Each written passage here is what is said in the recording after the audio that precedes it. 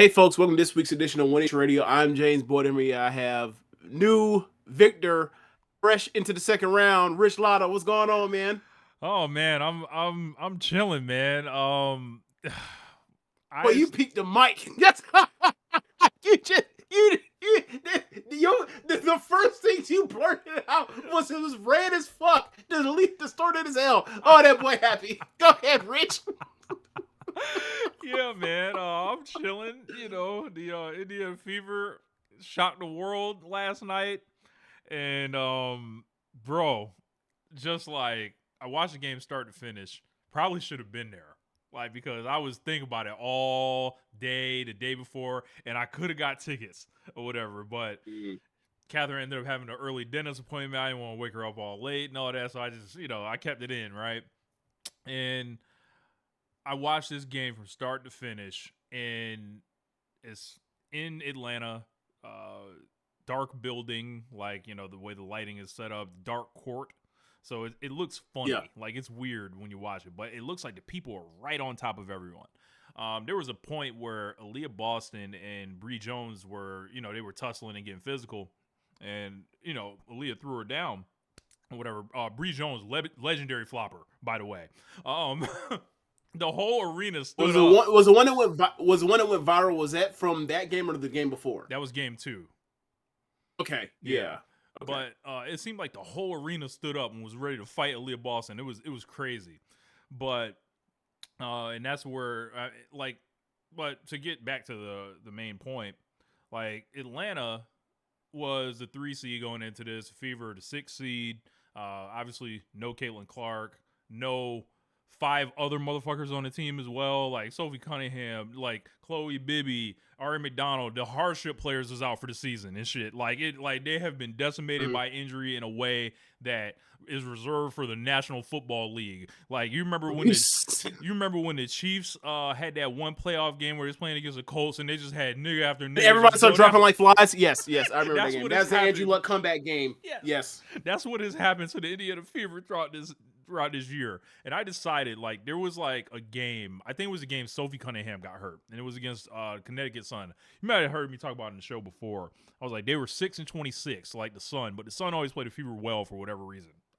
Rosters change, don't matter. Kelsey Mitchell scores 38 points that game, and then, like, they go to the locker room, and, like, Stephanie White is crying in the locker room and shit, and, like, the whole team is, like, rallied around her. They're playing the 11th woman on the team, Bree Turner, minutes, and they've kept Bree Turner in, like, mothballs all year because, like, she's just a defender kind of, but she's a really great defender. I think was kind of the key to some important minutes that I feel like the Fever stole, like, throughout game 2 and 3, is whenever Brittany Griner was on the court, and Brittany Griner is now a reserve player. She's not the all-star that she once was, Hall of Famer, first ballot, all that stuff, but we just at a different point. It's nasty jersey time.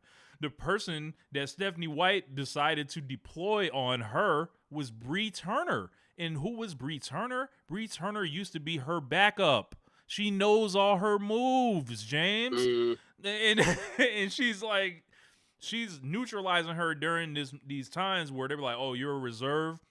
We still got to show you we respect you, we care about you, so we're going to run shit through you and make sure you get your touches. But Brianna Turner is forcing her into bad decisions, switching off people. Brianna Turner was guarding everybody from Jordan Canada to Ryan Howard to, the bigs or whatever. And it was like just an incredible performance. Ow. Bro. That don't even sound right. Because she's a shot blocker and she can move her feet. She's like... Okay. But... the Atlanta Dreams didn't want to be there all night. I could just see it. They were shooting a good percentage, but they could not put the Fever away. This Fever team is unlike, I think, any team I've ever watched. Like, as far as, like, some never say die shit, it's something in the water in Indiana. Like, we know how the Pacers got down, but they weren't, like, super decimated by injury. Like, this is like, I don't know what's going on right now. Like, we're in the wild fucking West right now, and they upset them, came back. They were down 5, 2 minutes left. And they melted down. Lexi Hall made 2 big plays. Aaliyah Boston, scored a game-winning layup. and Lexi Hall got a game-winning steal, and the dream, it was over, man. Like I was one of the few people that picked the Fever to win the series. I thought they'd win in 2, but that didn't end up happening. I mean, they almost did until they blew it. Yeah, like. So I actually picked the Fever to win because I was like, out of the top 3 seeds, the one you want is Atlanta. They're the only ones who had never had like a player do anything. Like Ryan Howard ain't never sent nobody home. Alicia Gray ain't never sent nobody home. And it was like, yeah, but Ryan Howard's in what, year 3 or 2? She was the number 1 pick in the 2022 draft. Okay, so yeah. So I'm sorry, year 4 then. Sorry. Yeah. So I was like, I always think her and Caitlin are closer in age than 2 years than a 2-year gap. I was like more like a 1-year gap, but okay. Yeah, but I saw that and it was like, I think that's who you want and they've always played each other well, like going back to last year, and that sets up for the Aces, who survive down to the wire against the Seattle Storm. Like it was like.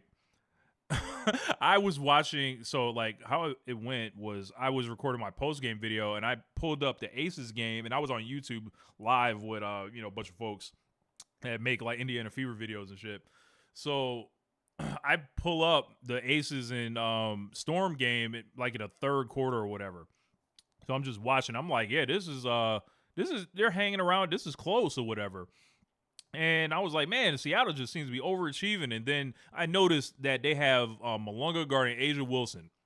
And Malunga had bottled up Asia Wilson at the end of game 2. Had her to where she didn't even look like she wanted the ball. She was sending her shit and everything. I saw Asia Wilson score like 4 out of 5 consecutive times down the floor. It was like 3. She didn't score the 4th time, and then she scored the 5th time in the third quarter. I was like, she is teaching a lesson right now. She's like, this is like, this is for your future, young woman. Like this now is not the time or whatever. And then you'll get me like 3 years from now. You ain't finna get me now. Like, bro, like, and then like I was like, yo, this is the first time I've seen like the Seattle coach do some shit that I would do. I was like, yo, just have fucking Malunga use her young legs and size on her and then swing Ezzy around if the challenger, and then Nneka's out there. But this thing, it comes down super close. Erica Wheeler makes a huge shot, and I'm like shocked at that time, and they're up 1. They draw a play for Asia to get the ball probably at the left elbow. She misses the jumper. It comes off to the right of the rim. But Jackie Young jumps over 3 people that are taller than her. At the same time, she's like, I started talking about it. She was like, yeah, man, if I would have came down, there wasn't nothing I can do. So I was already up there. I might as well just put it up. Went in. Seattle gets the ball back. Throughout all the scrambles, they almost turn it over, but they miss Dominique Malunga open, like she's sitting there ready for the cut, but like Skylar Diggins just doesn't see her for whatever reason. Mm-hmm. Wasn't she driving at the time she flashed open? I think she was. Yeah. And what happened? All I saw was I haven't seen the play. All I saw was what you're about to get into, and then I saw like a freeze frame on Malunga was open. Yeah, but I don't know how, like, I didn't see it in the flow of the game to see if it was like she flat out missed, or was like she wasn't even looking there, one of those things. So Skylar Diggins, like they collapse on her, but she ends up swinging the ball over or Erica Wheeler misses a shot. She gets it. They get the ball back off the offensive rebound. Skylar's right there, but she would have a tough look. But Gabby Williams is wide the fuck open on the baseline. They kick it to Gabby Williams. Mm-hmm. She gets a shot off or doesn't. I can't tell because it happens like, split speed. But it was either seconds left, like, under 1 for sure. She shoots that bitch, and by the time it gets to the rim, the Aces cut the fucking lights off.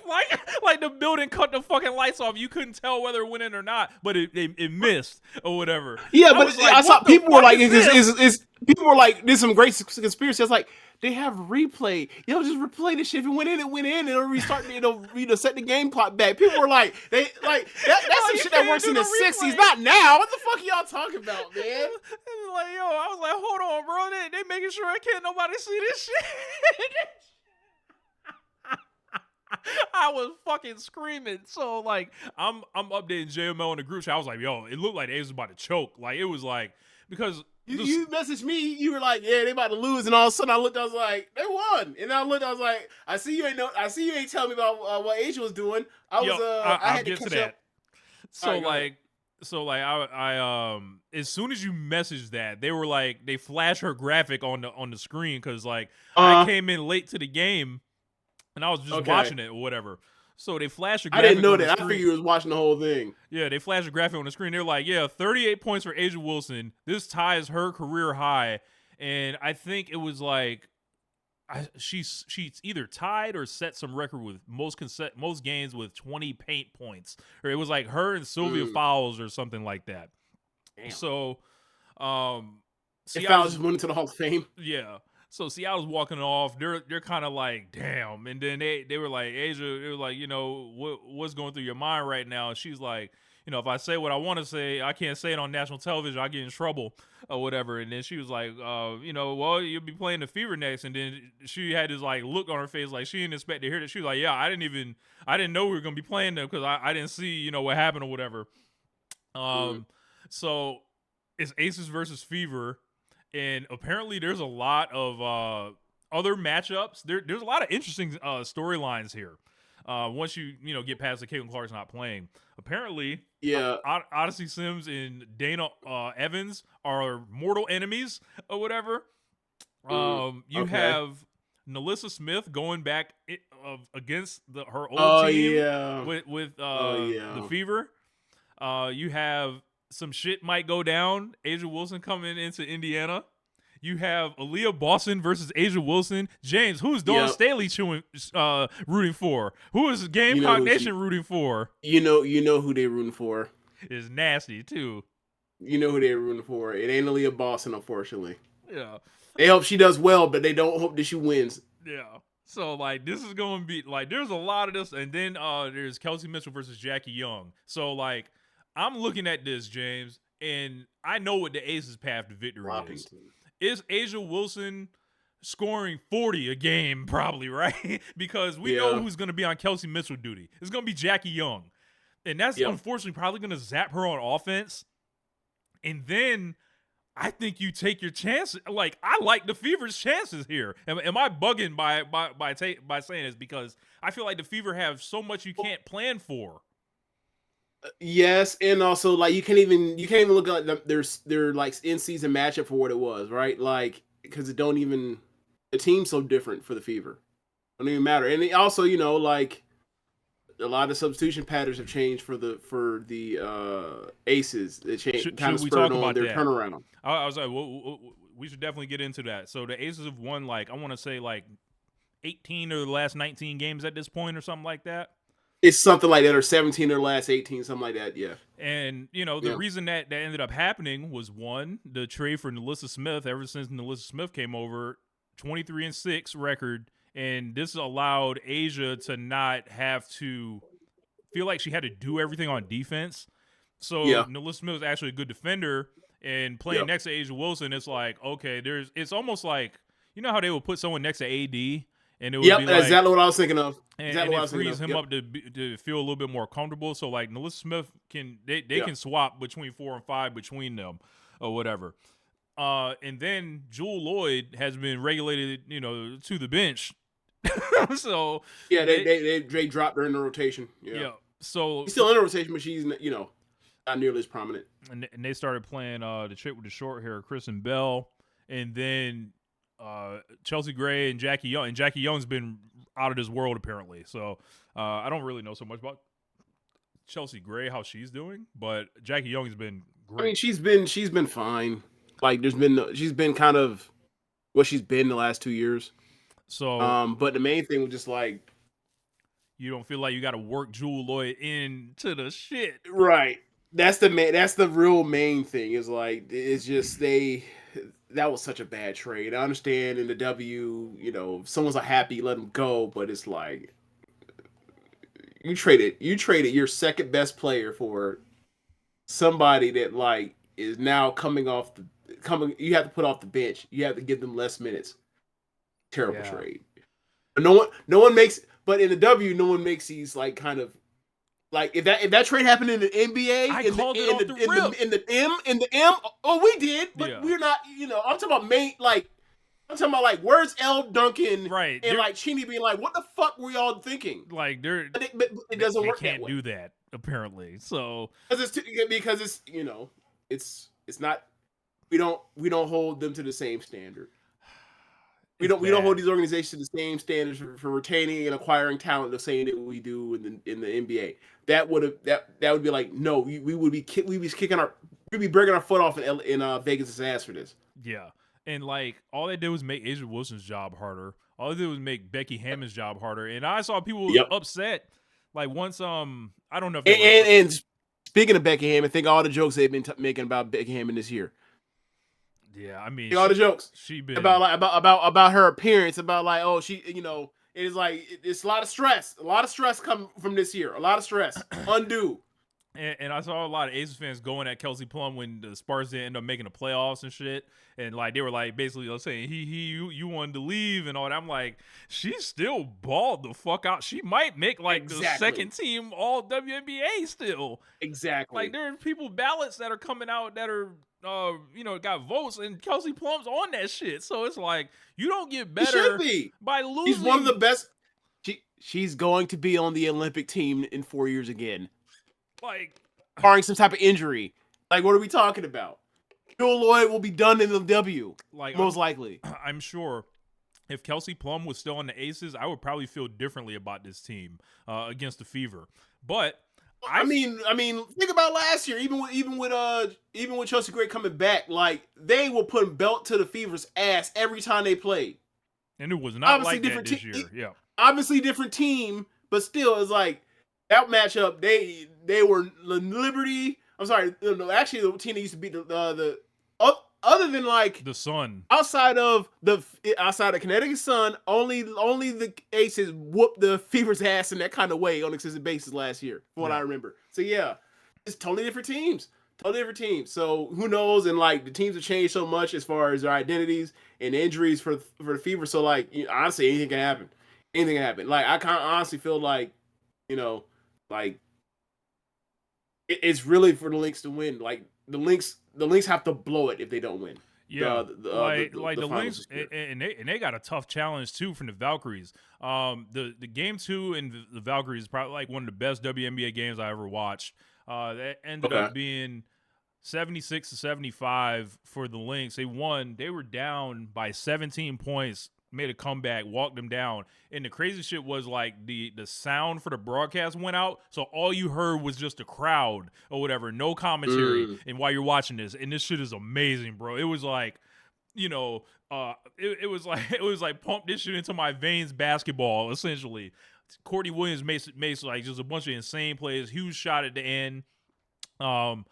They're really good, but I feel like they can be had too. The only thing is they've been a step ahead of the league seemingly all year. Like, how you're in the lineup, out the lineup don't matter. Yeah. What makes me say that is that part where they're resilient against potential.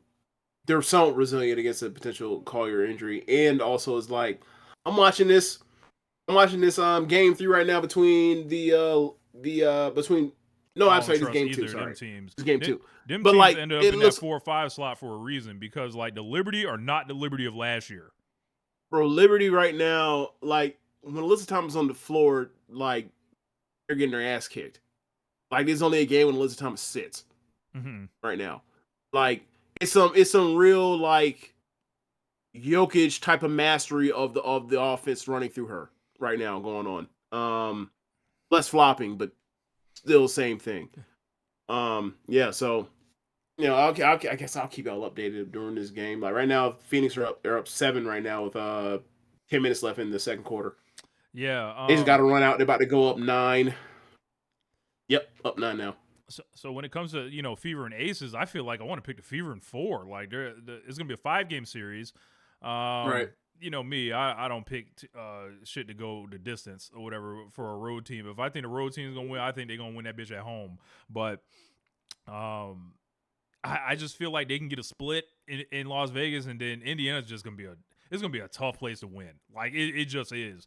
And I don't know what's up with it. Like this team has gotten like unintentionally deeper, like on accident, because like the amount of quality players that like are getting plugged in is like you can get exactly what you need. It's like you're not stuck with somebody. It's like, okay, I'll call Aerial Powers and we need a bunch of defensive energy. Oh yeah, also, I think Aerial Powers is going to be on Jackie Young.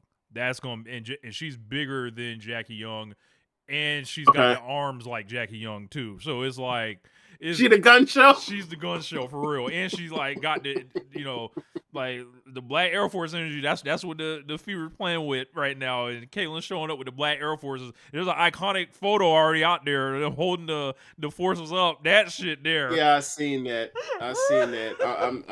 Yeah, that might be where that'd be like, look, I'm all right. I get it. I get it. I get it. I get it. I love it. I get it. I love it. It's cute.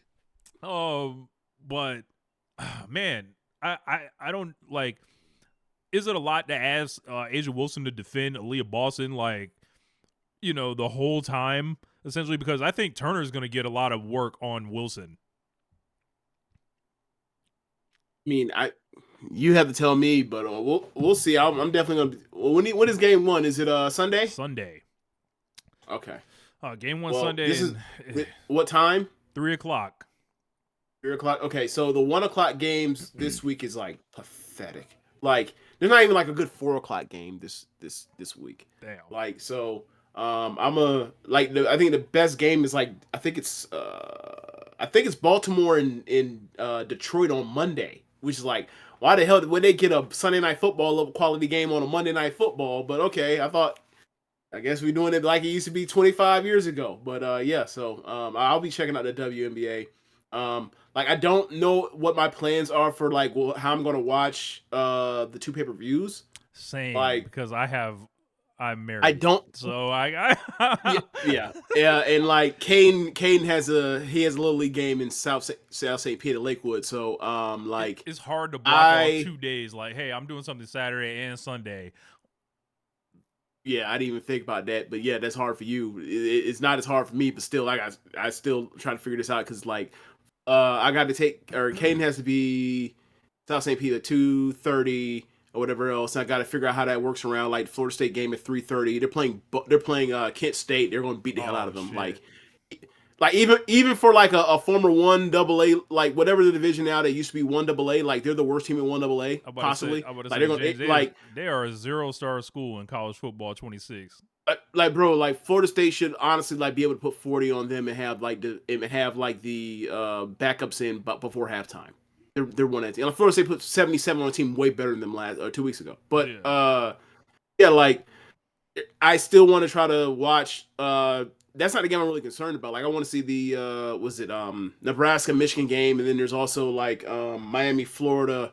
So like that's Ultimate Hate Watch at 7:30. So like I get to So I have to figure out how all that works out over the weekend. Like I think what I'm gonna do is like I might put the wrestling back to Sunday, and then like I might even I'll probably throw in the Fever game like in between or whatever else because like there's no good NFL game I really care about. Like maybe I'll try to check up on like Cam Ward, but outside of that, none really I care about because like what's called played on Bills played on last night, so and I don't know who the Chiefs are playing, but I already forgotten. It's like some team they should beat, but we'll see.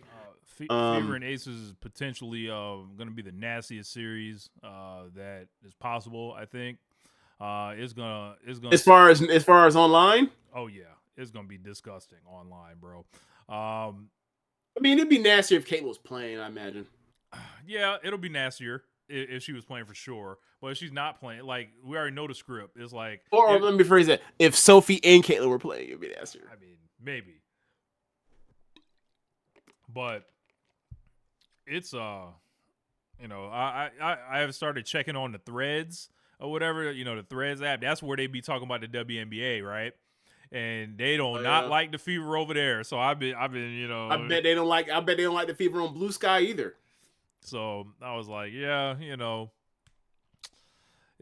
gonna see what it be, but man, like they have dedicated to themselves and not liking the Fever so much, James. They have decided to cheer for the police. the law, James, like when they were in front of Sophie Cunningham and Caitlin Clark. Yeah, I saw that. I was like, what?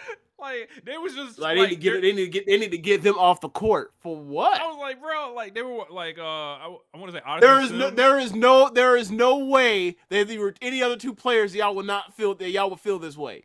Yeah, like Odyssey Sims had took a hard fall on her shoulder, and then I know, I saw it. I was gonna say the first thing I thought was like, oh my god, another player has been injured for the rest of the season for the Indiana Fever. I swear, and I imagine they thought the same shit. So they was up there like, is she gonna get up? And then the cop was like, hey, y'all need to get the fuck moving. And it's like, what are you doing here? Like in the face of the thing that the gesture to me was like, we're not doing anything wrong. Like we play for these people. We're on our side of the court. Like what the fuck? Right. That's exactly what Sophie Cunningham was gesturing. It was like, and I saw people were upset. I was like, look, man, I get it. Like, just say you don't want her to breathe no more. I get it. Damn. Just say you don't want her to breathe no more. Look, was she a little sad last week? Probably, but hey, she don't really be so like oh, you stupid, I just caught what you meant. No, look. She don't really be we know what it is with her. We know what it is with her, right? Yeah. If you don't like her for that, that's fine. But she's not allowed to do the things that any other player would do and it's perfectly okay. Cut the shit. But like, there's a human element if you don't to this. State your real reason why you don't like her. That's more than good enough. Yeah. Like, that's all I'm saying. Like, there's a human element. The Caitlin part. Listen, Caitlin. Also, then it's like, oh, now you're lumping Caitlin in with that. It's like, all right, that's unfair. That's unfair. But I get it. Y'all been on this fight for they dedicated to it 3 years now. 3 years now. So whatever. Whatever. Look, I just don't feel the need to. Man, here's the real thing. How do we get Angel Reese to the Fever for next year? How do we do that? How do you get that accomplished? You don't. Like, no. We gonna bring the East Coast and the West Coast together. That's what we gonna do. All you motherfuckers don't know. What was the shit that said? What was the shit that Pimp C said on the King album? I forgot what he said. He said we gonna bring all this shit together, and everybody in the way talking to politicking. Hey, all y'all act like Tupac said, y'all like Blair Home, all flabby and sick. Back your bitch ass up and move around for the South. No, we gonna bring it together. All of y'all that want to do all this, that would be a great. That's a 30 for 30. That's a 30 for 30. I don't know if it should happen so soon though. Like, I wouldn't be opposed to them doing that one day, but like right now. Nah, like I think it's still cooking. Like it's still cooking right now. Like you need some more. They need to at least be 5 years in the league or something. Then it's like they've both been free agents. Like something gets linked up there like that. Like I think that would make for it because at least they get a chance to kind of see what they will be or whatever. But we already know what it's gonna be if she stays in Chicago. I mean, that's a really bad team, and that's a really bad organization. Yeah, and she's not the easiest player, skill set wise, to build around. So, one day they'll figure out what her true role probably should be, but some team will. But, as far as the Lynx are waiting for the Liberty and the Mercury winner.